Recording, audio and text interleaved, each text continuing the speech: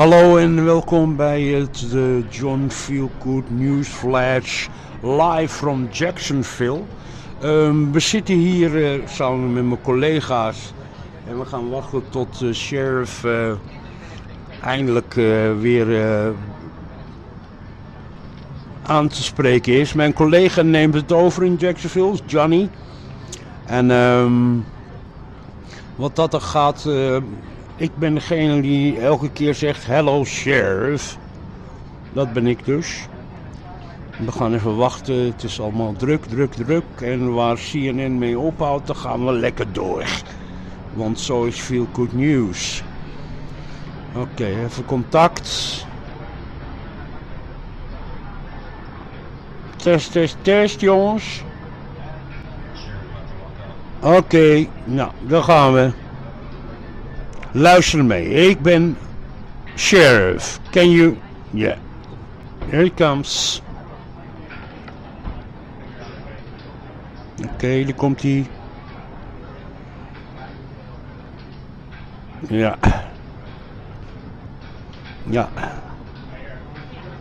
Vooral het nieuws zijn wij als eerste hier, hè. Oké. Sheriff about to walk up.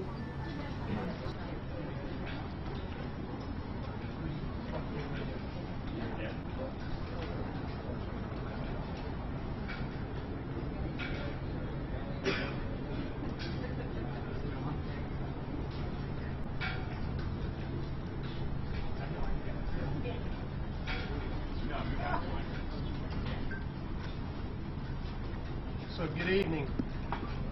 I'm Sheriff Mike Williams, and I'm joined here tonight by our Mayor, Lenny Curry, our State Attorney, Melissa Nelson, the FBI Special Agent in charge of the Jacksonville Field Division, Charles Spencer, and JFRD Chief Kurt Wilson. First, let me say this. Our thoughts and prayers go out to the victims and their families who were all affected by this senseless act of violence here today. I ask that you please pray for these families as they deal with this tragedy in the coming days and weeks. I'd like to thank the media for joining us as we come together to provide the community with an update on information and dismissing rumors regarding the events that took place earlier here today.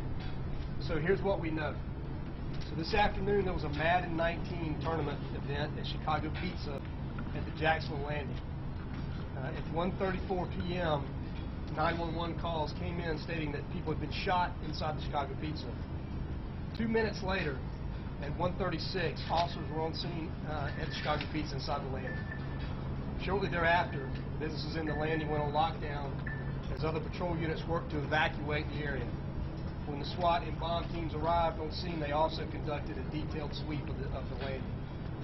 So there were 3 deceased individuals at the scene. One of those being the suspect who took his own life. There were 9 victims transported by JFRD to area hospitals. 7 of those had gunshot wounds. In addition, there were 2 additional gunshot victims that self-transported themselves to local hospitals. I'm happy to report that they are all in stable condition at this time. So let me recap.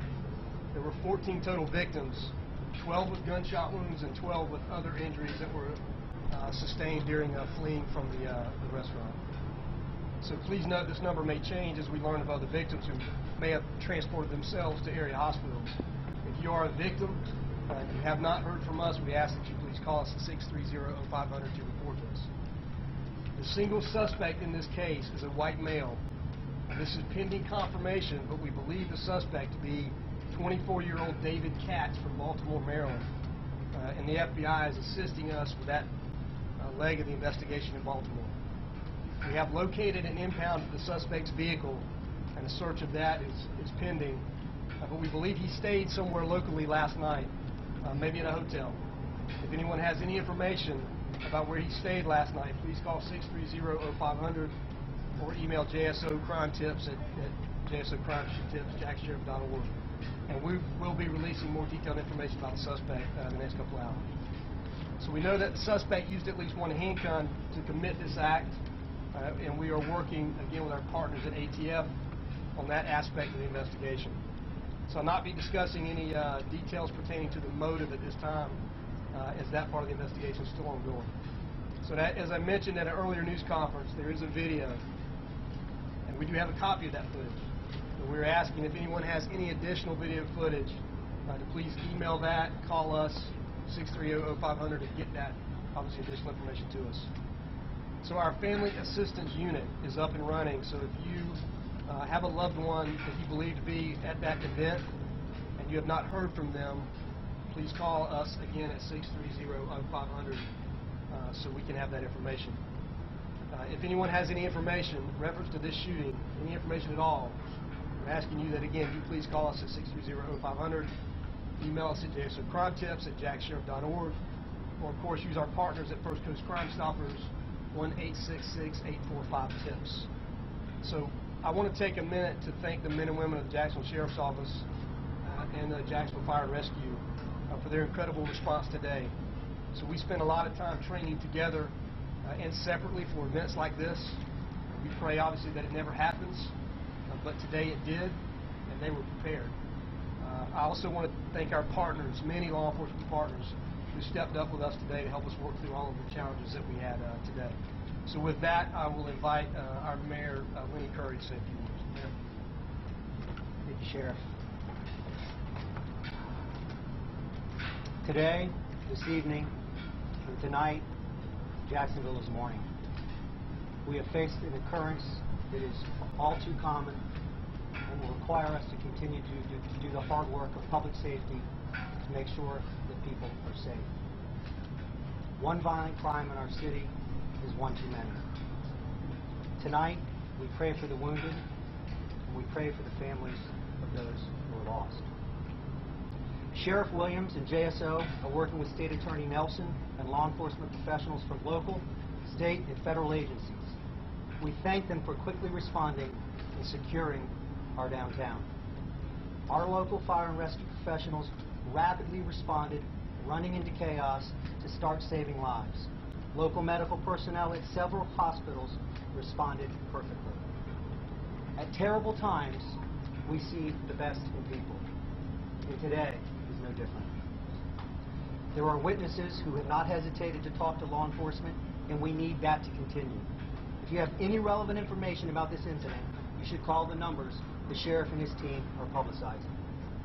Governor Scott and scores of leaders from around the state have expressed their condolences and support. To all those in anyone watching, I say this: pray for Jacksonville as we deal with this senseless tragedy. All right, thank you, Mayor.